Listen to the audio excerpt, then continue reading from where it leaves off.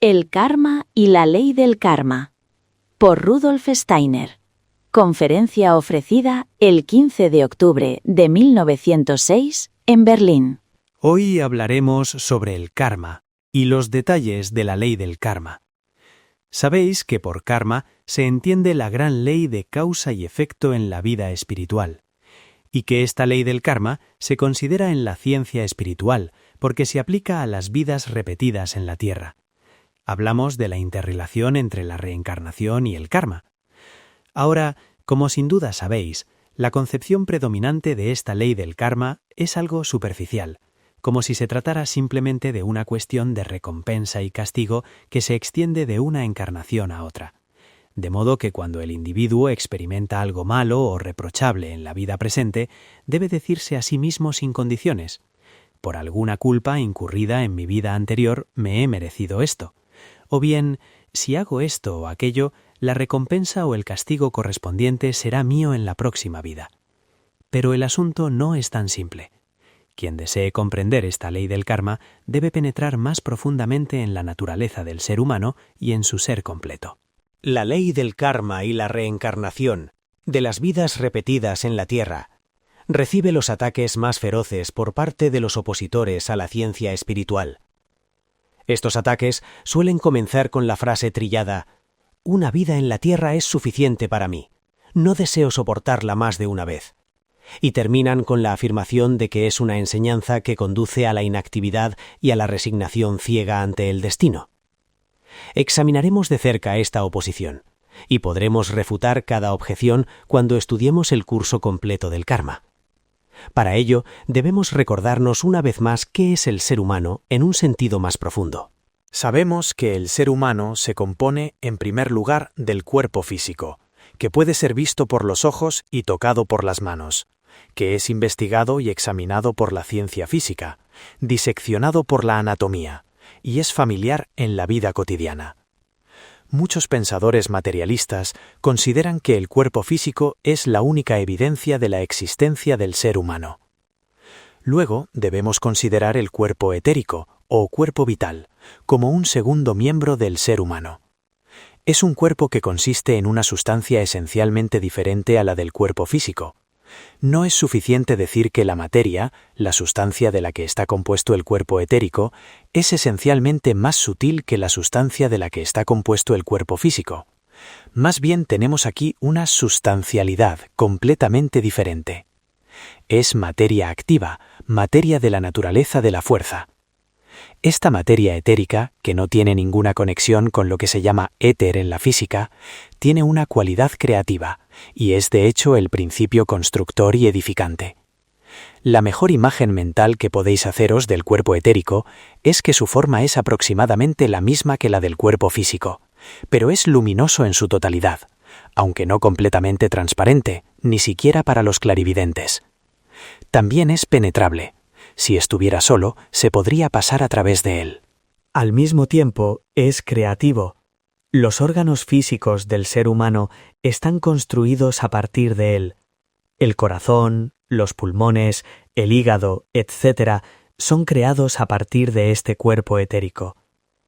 Desde el punto de vista materialista, se podría decir que en un niño pequeño, el cuerpo etérico debe ser muy pequeño, y así es. Debemos pensar en el cuerpo etérico más como una fuerza que, en ciertas circunstancias, puede ocupar un espacio menor que lo que realmente crea. Así, tenemos aquí que ver con la vida creativa, con un cuerpo creativo que subyace al cuerpo físico que puede ser tocado en el espacio. Este cuerpo etérico es el portador de los hábitos de una persona. Sobre todo, es el portador de la memoria y el temperamento, de las cualidades permanentes del alma en un ser humano. Al hablar de la naturaleza del alma de un ser humano, no nos referimos solo al temperamento y a las cualidades del carácter, pero en cuanto a la forma, todo esto se expresa en el cuerpo etérico. El tercer miembro del ser humano es el cuerpo astral. Llena y rodea su cuerpo como un aura de luz en la que los impulsos, deseos y pasiones se hacen visibles. Esto se ha descrito a menudo. Un cuarto miembro del ser humano es lo que se manifiesta en la autoconciencia, en el yo. Los otros miembros son solo germinales y están centrados en el yo. En conexión con la evolución kármica, son estos miembros del ser humano los que nos interesan principalmente. Sobre todo, debemos tener en cuenta un hecho muy importante de la vida. Cuando miras atrás en tu vida y piensas en tu infancia, podrás decir que has aprendido mucho. Hubo un tiempo en que no podías escribir ni leer y no sabías nada sobre los acontecimientos del mundo, sobre la historia o la literatura, así como muchas otras cosas. Ahora tienes conocimiento de todo esto y se ha convertido en una posesión de tu alma. Pero también sabes que una persona puede aprender mucho y, sin embargo, no se produce un gran cambio en su carácter y temperamento originales. Hay individuos que a lo largo de sus vidas han acumulado una cantidad tremenda de conocimientos y han llenado sus almas con la ciencia de todo tipo, pero que deben admitir: antes tenía un temperamento violento y aún lo tengo hoy. O era flemático desde el principio y sigo siéndolo. O también antes tenía tal o cual hábito y aún lo tengo. Ciertamente, también hay individuos que han cambiado mucho en sus propias naturalezas y caracteres.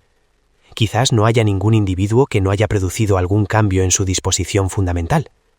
Cuando miras atrás a tu infancia, sin duda tendrás que admitir que has logrado muchos cambios en tu carácter desde entonces. Pero al mismo tiempo, te darás cuenta de que la realización de tus características y el aprendizaje de cómo cambiarlas son procesos relacionados entre sí, como la aguja minutera y la horaria de un reloj. La transformación del carácter y el temperamento avanza lentamente, como la aguja horaria de un reloj, mientras que las observaciones de la vida son comparativamente rápidas, más como la aguja minutera. Esto está relacionado con el hecho de que todo lo que un individuo aprende puede ser recibido rápidamente en el alma. El cuerpo astral es su portador y tiene efecto en el cuerpo astral. Cuando aprendes algo fundamentalmente nuevo, surge un sentimiento en ese momento y se olvida al día siguiente. O si experimentas dolor, que con el tiempo desaparece de tu consciencia, son cosas que pueden verse iluminándose en el cuerpo astral y luego desapareciendo de él. El cuerpo astral es el portador de todo esto. Todo lo que se ilumina en nosotros temporalmente y luego desaparece, tiene su asiento en el cuerpo astral.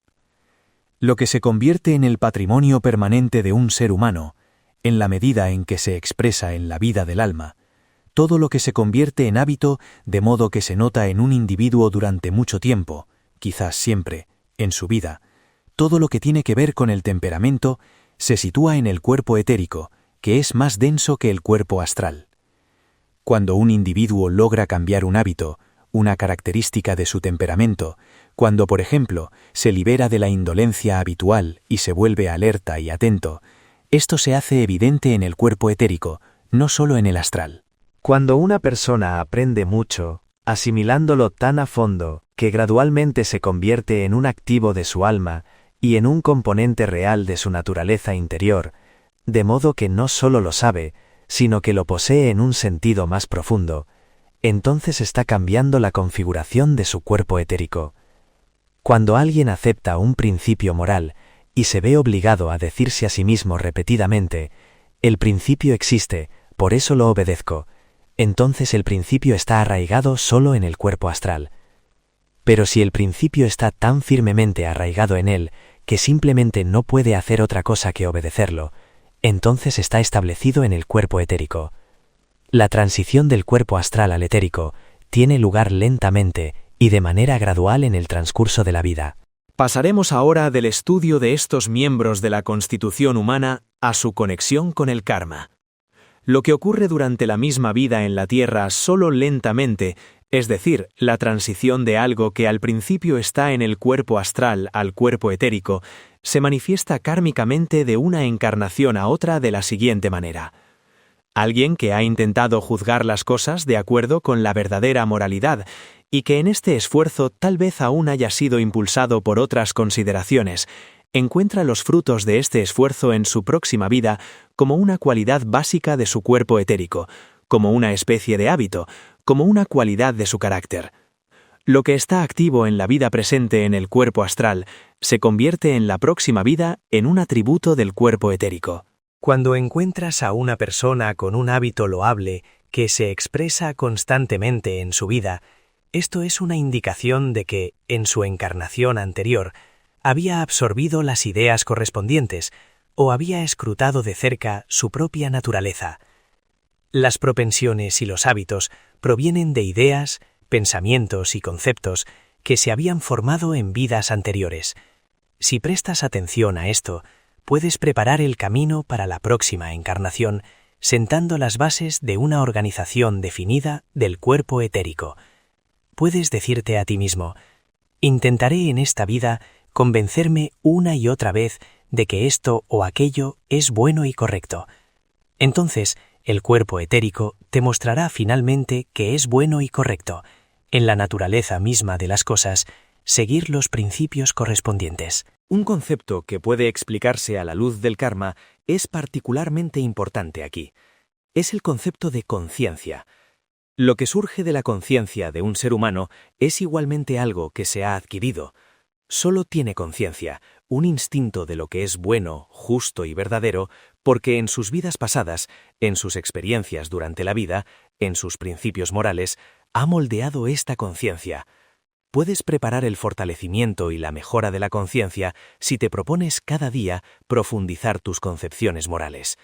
Las concepciones morales se convierten en conciencia en la próxima vida y en la siguiente. Así que ves que lo que la aguja minutera del reloj de la vida nos muestra se convierte en la aguja horaria en la próxima vida. Sin embargo, debe haber un cierto fortalecimiento del principio moral y su realización en una vida, y luego se consolidan para la siguiente. Lo que se establece en el cuerpo etérico de una vida lleva a la madurez los atributos del cuerpo físico de la próxima vida. Buenos hábitos, buenas inclinaciones, buenos rasgos de carácter preparan la salud, la competencia física, la fuerza física, por lo tanto, un cuerpo físico saludable para la próxima vida. Un cuerpo físico saludable en una vida indica que el individuo en cuestión preparó este cuerpo físico para sí mismo en una vida anterior, mediante hábitos y cualidades de carácter adquiridos por sí mismo. Existe una conexión especialmente fuerte entre una memoria bien desarrollada en una vida y el cuerpo físico en la próxima vida. Tomemos como ejemplo a una persona que olvida todo inmediatamente y a otra que tiene una memoria fiel. Solo hay que recordar conscientemente las experiencias en la memoria y practicar esto de manera constante. Y finalmente se notará que no solo se ha adquirido una buena memoria de las cosas para las que se ha tenido un entrenamiento específico, sino que esta memoria también se convierte en una facultad muy diferente, que entra en consideración durante el proceso de desarrollo espiritual. La capacidad de examinar el pasado se desarrolla en un grado muy marcado. Un individuo que desarrolla su memoria de manera consciente renacerá con una salud física, con miembros que pueden serle verdaderamente útiles para dar efecto a lo que su alma desea internamente. Un cuerpo que no es capaz de dar efecto a lo que el alma desea proviene de una vida anterior, durante la cual no se cuidó el desarrollo de una buena y saludable memoria, sino que, por descuido, predominó el olvido. Hoy solo hablamos de fenómenos individuales, pero puedes darte cuenta de la magnitud del dominio del que hablamos. Un ocultista genuino nunca se entregará a especulaciones sobre este tema. Lo que os he presentado no son teorías, sino casos definidos que han sido probados. Lo que se ha dicho aquí se basa en resultados específicos de la investigación. Cuando se afirmó que un organismo físico sano que obedece al alma puede rastrearse hasta una buena memoria en la vida anterior, se habían investigado varios casos, y las indicaciones dadas se basaban en los hechos comprobados por esa investigación. Solo se han presentado hechos. Ahora, lo que se desarrolla en el cuerpo etérico pasa en la próxima vida al cuerpo físico. Las buenas inclinaciones, las cualidades de carácter y los hábitos competentes en la vida se expresan en un cuerpo físico saludable en la próxima encarnación, mientras que las cualidades opuestas producen un organismo enfermizo en la próxima vida. Esto no debe entenderse en el sentido de que una enfermedad particular proviene de una cualidad particular, sino que ciertas predisposiciones a la enfermedad siempre pueden remontarse a cualidades de carácter y temperamento muy definidas en la vida anterior. Un individuo cuya vida pasada estuvo cargada de cualidades de carácter viciadas tiene, en la vida presente, un organismo que es más fácilmente propenso a enfermedades físicas que el organismo de un individuo que estaba dotado de características saludables y un temperamento sano. Tal individuo renacerá con un cuerpo que puede estar expuesto a todas las formas posibles de epidemias sin infectarse. Veis, por lo tanto, que las cosas en el mundo son complicadas y están sujetas a la ley de causa y efecto. Para dar un ejemplo, aquí hay un caso basado en resultados definidos de investigación. Puede que al principio sea algo impactante, pero en un grupo de estudio ciertamente puede hablarse de ello. Un cierto individuo había desarrollado un impulso completamente egoísta por la adquisición, una verdadera avidez por la riqueza externa. No se trataba de un esfuerzo saludable por la riqueza, que puede surgir de un objetivo altruista de ser útil y participar en actividades desinteresadas en el mundo, eso es algo diferente, sino que se trataba de un anhelo egoísta por la adquisición, debido a una constitución particular del cuerpo etérico. El esfuerzo por la adquisición era anormal. Tal individuo puede muy posiblemente nacer en la próxima vida con un cuerpo físico propenso a contraer enfermedades infecciosas. En numerosos casos se ha establecido mediante el ocultismo que los individuos fácilmente propensos a la infección por epidemias en la vida presente estaban poseídos por un sentido patológico de adquisición en la vida anterior. Podrían citarse otros ejemplos específicos. Así, hay dos características que tienen una influencia claramente reconocible en la formación kármica de la vida siguiente. Allí debemos hablar, en primer lugar, de la fuerte influencia ejercida por una actitud amorosa y benevolente hacia los semejantes. Hay individuos que aceptan todo de sus semejantes con benevolencia, que tratan a su entorno con amor y simpatía. En muchos casos, este amor se extiende mucho más allá de la pura filantropía. Tales individuos aman la naturaleza y el mundo entero. Cuanto más fuertemente se ha desarrollado este sentido de amor abarcador y se ha convertido en hábito en el alma, y por lo tanto está arraigado en el cuerpo etérico, mayor se vuelve la capacidad del individuo en cuestión para conservar las cualidades de la juventud durante mucho tiempo en una encarnación posterior. Por lo tanto, un individuo que envejece muy tarde en la vida, que permanece joven y ágil, tiene detrás una vida anterior, o tal vez varias vidas, durante las cuales tuvo un verdadero amor por su entorno. Cuanto más fuertemente exprese amor por su entorno, más tiempo permanecerá físicamente joven en una encarnación siguiente. Un individuo propenso a mostrar antipatía hacia sus semejantes envejece temprano en la próxima vida. Un cuerpo que muestra signos de envejecimiento a una edad físicamente temprana proviene de la vida de un crítico perverso, de una vida de aversión y mala voluntad. Así, vemos que la vida puede ser influenciada por una intervención consciente en el karma. Una persona capaz de amar en la vida presente puede estar segura de que, en la próxima vida, tendrá un cuerpo que revele todos los rasgos de la juventud. Los individuos que se convierten en críticos duros a una edad temprana, en la próxima vida serán personas que casi nacen con arrugas. Esta es una expresión radical, pero se basa en la verdad. Así, las leyes del karma revelan la conexión entre la salud y la vida espiritual. Todos estarán de acuerdo en que esta conexión no puede ser inmediatamente obvia, pero que los detalles individuales deben ser cuestionados. Nadie dudará de que un alma genuinamente moral, sincera y consciente es la futura creadora de un cuerpo sano. Pero el conocimiento real de esto no puede esperarse de un día para otro, ni puede creerse que una persona afligida por defectos del alma pueda ser curada de la noche a la mañana. También debe reconocerse que uno debe elevarse por encima del egoísmo y adoptar un modo de vida desinteresado, que no quiera cosechar los frutos de sus acciones de inmediato. Lo que se convierte en hábito, sin embargo, puede reaccionar sobre el cuerpo físico ya en la vida presente. Una prueba de esto la ofrece el desarrollo oculto, que puede adquirir una influencia consciente no solo sobre el cuerpo astral, sino también sobre el cuerpo etérico. Un individuo que logra el desarrollo oculto aprende a influir no solo en su cuerpo astral, sino también en su cuerpo etérico y en su cuerpo físico. A través de la transformación de la conducta habitual, un individuo violento y colérico puede convertirse en un carácter gentil, una persona altamente emocional en alguien equilibrado y armonioso. Un ocultista debe cambiar sus hábitos en un tiempo comparativamente corto. El desarrollo genuino presupone que lo que un ser humano aprende no permanezca como mera enseñanza, sino que penetre en el cuerpo etérico. En un ocultista, penetra incluso en el cuerpo físico. Aprende a controlar el latido del corazón, el pulso y la respiración, un proceso que en la vida ordinaria se distribuye a lo largo de muchas encarnaciones, se acorta así. El proceso del karma mismo se acorta en el caso de un ocultista.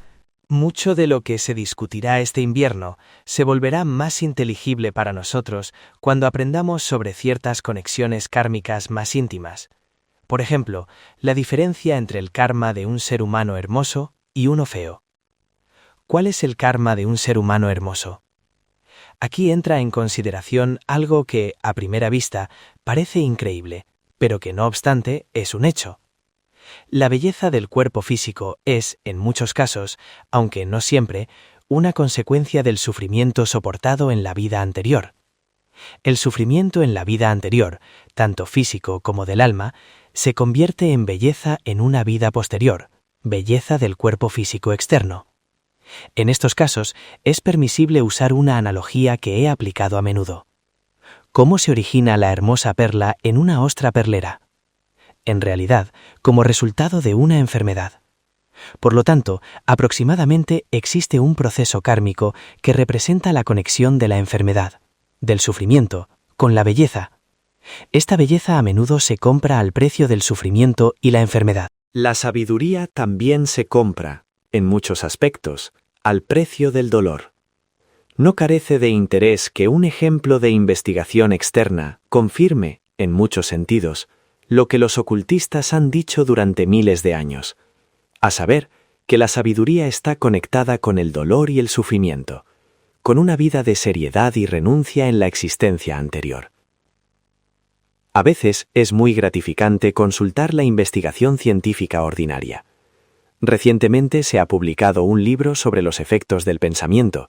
Su objetivo es mostrar cómo, en la fisonomía de un ser humano, está grabada la calidad y la tendencia de su pensamiento.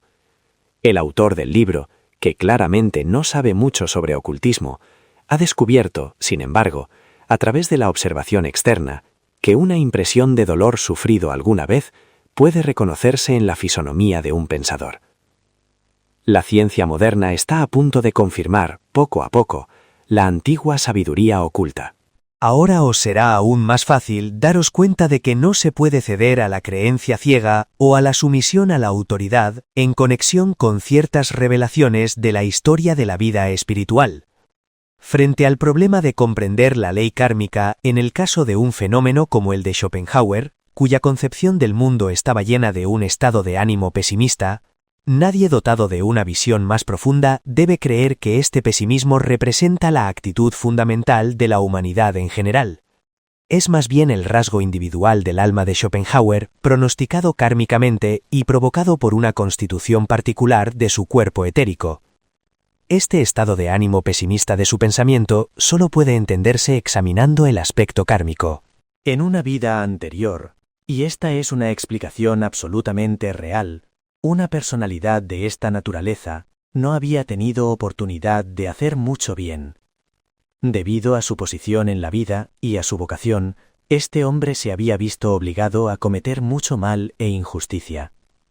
Y este mal e injusticia que estaba destinado, no por el karma, sino por su vocación, a llevar a cabo, le retornó en forma de un cierto sentimiento de antipatía hacia el mundo que ahora encontraba. Esta antipatía era la recapitulación de sus propias acciones. Si quieres entender el karma, no debes adoptar el punto de vista fatalista de que todo está predestinado. Un hombre no necesita estar condenado por sus vidas anteriores a llevar a cabo sus acciones presentes. El ajuste a menudo se hace en la próxima vida. Así, las acciones no siempre son los frutos de una vida anterior, sino que, en ciertos casos, encuentran su ajuste en una vida futura. Debemos diferenciar estrictamente entre todo lo que un hombre realiza como sus propias acciones individuales, acciones que proceden enteramente de él mismo, y aquellas que le son obligatorias por su raza, familia y profesión. Dos consejeros pueden hacer lo mismo, porque resultan ser consejeros, pero eso también está exento.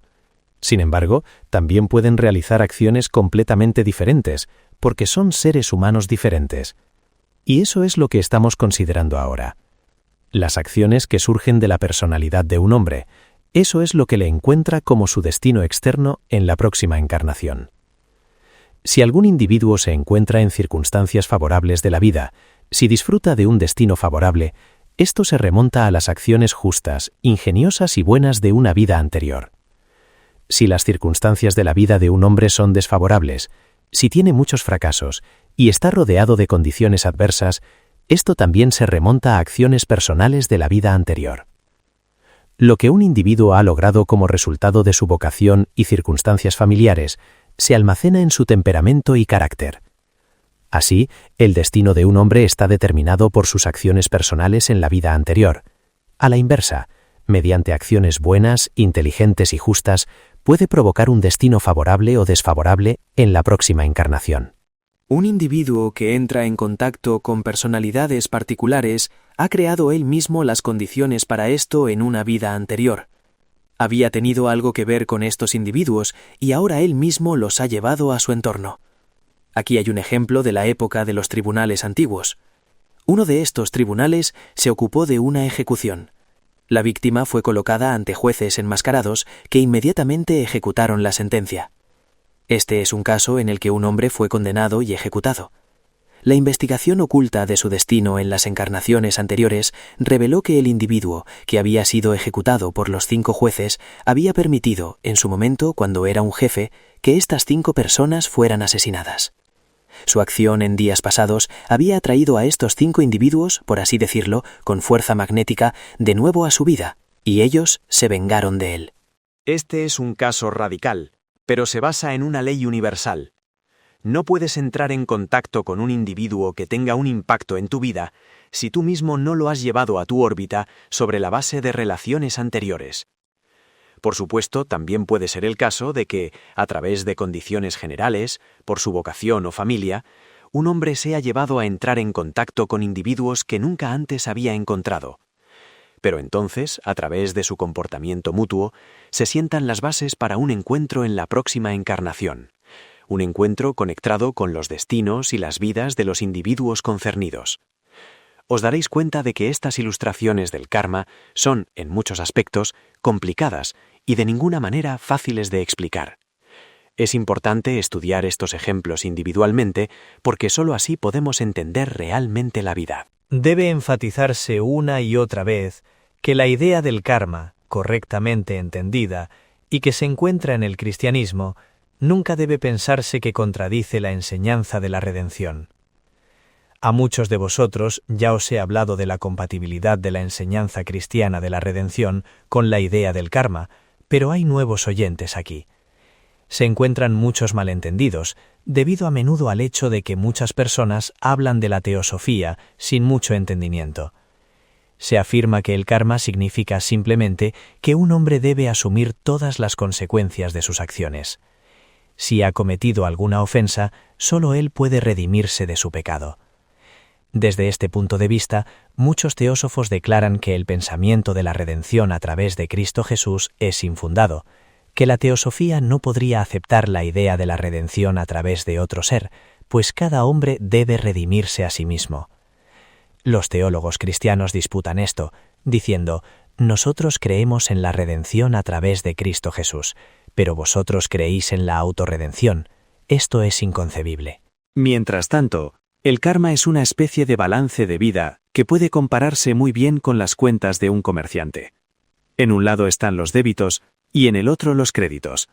Se suman y se hace el balance. Sería un comerciante peculiar el que dijera: no haré más negocios para que mi balance no se desequilibre. Así como en cada momento de la vida de un comerciante puede realizarse una nueva transacción, así también en cada momento, a través de una nueva acción, puede crearse un nuevo karma. Cuando alguien dice: Un hombre ha causado su propio sufrimiento. Lo merece, por lo que no debo ayudarlo. Esto es un gran disparate. Es como si 1000 marcos te ayudaran, pero si yo te los diera, desequilibraría tu libro de cuentas. Eso ciertamente no sería el caso. La suma de dinero prestada simplemente se registraría en el libro de cuentas. Es lo mismo con la vida. Debe hacerse una compensación, pero no es necesario que sea hecha por uno mismo. El karma no significa autocompensación, sino solo que la compensación debe hacerse a través de una acción. Ahora supongamos que eres una persona rica y poderosa, que puede ayudar no solo a una, sino a 2. Entonces puedes intervenir en el karma de 2 seres humanos. Precisamente porque existe el karma, puedes intervenir en las cuentas de vida de estas 2 personas. Hay individuos que pueden ayudar a 3, 4, 5 personas, incluso a cientos. Tales individuos no dirán, no debo ayudar a esos otros, porque entonces intervendré en su karma. Más bien, los ayudarán. Esta ayuda puede ser otorgada por un ser supremamente poderoso que una vez apareció en el mundo para aquellos que se consideran sus seguidores. Este ser es Cristo Jesús.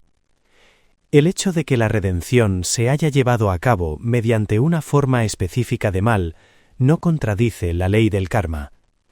La redención a través de Cristo Jesús es perfectamente compatible con la ley del karma, al igual que la ayuda que el hombre rico da al comerciante en quiebra.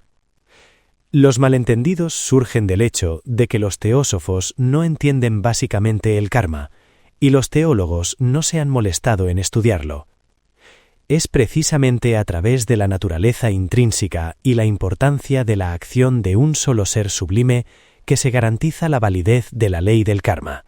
Cuando en el futuro estas cosas se entiendan correctamente, se hará evidente por primera vez que la teosofía no es una oponente de ninguna confesión que tenga una base genuina, y cómo conduce más bien a una verdadera comprensión de ella.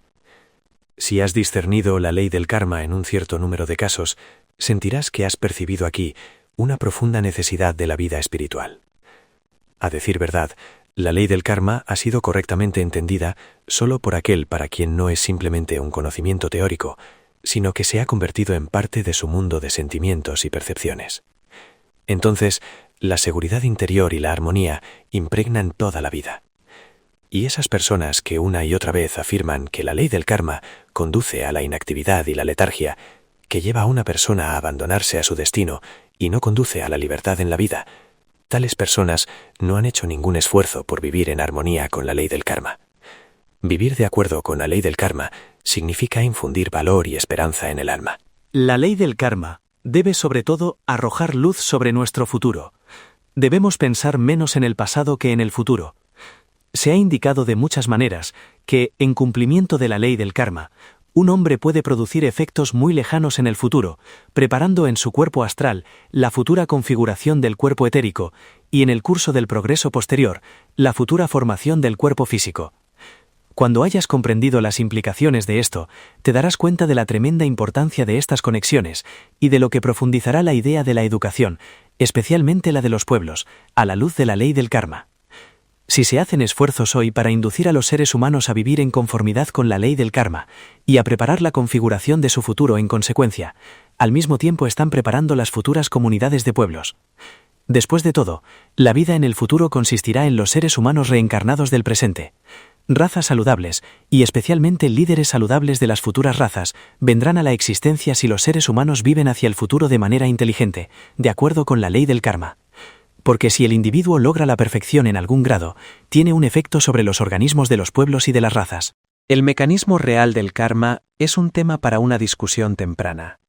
La cuestión se refiere a qué fuerzas se activan cuando las características astrales de la vida presente se transmiten al cuerpo etérico en la próxima vida y qué fuerzas hacen que las cualidades establecidas en el cuerpo etérico de la vida presente, hábitos e inclinaciones, se transfieran a la predisposición física de la próxima vida.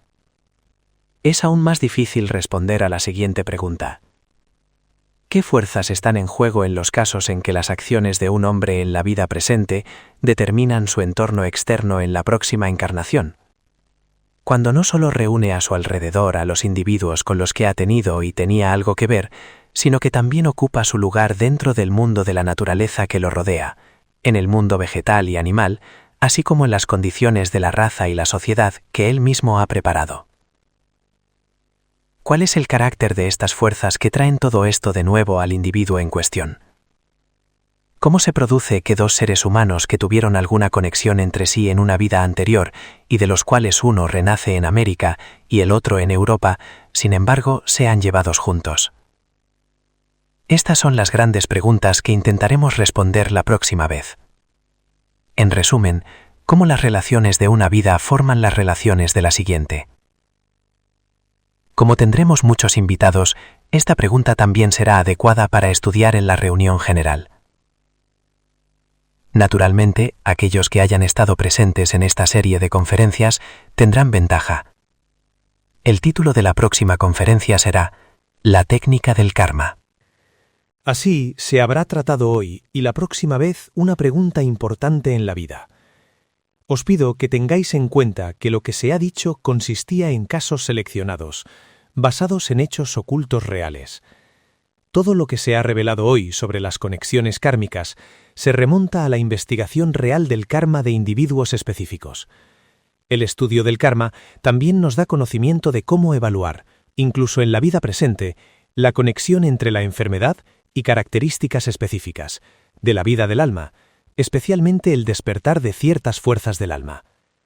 Hasta ahora, quienes han asimilado las conferencias sobre karma dadas aquí, lo que se dice en líneas generales en las conferencias de la Casa del Arquitecto sobre la enfermedad y la muerte, el sufrimiento y el mal, habrá sido ampliado en mayor detalle. Durante este invierno se dará especial consideración aquí y en otros lugares al lugar de la visión espiritual científica del mundo en la vida práctica. De esta manera, fortaleceremos el impulso y la comprensión que aseguran que la ciencia espiritual no se presente como algo impracticable, sino que sea un factor en la vida práctica misma.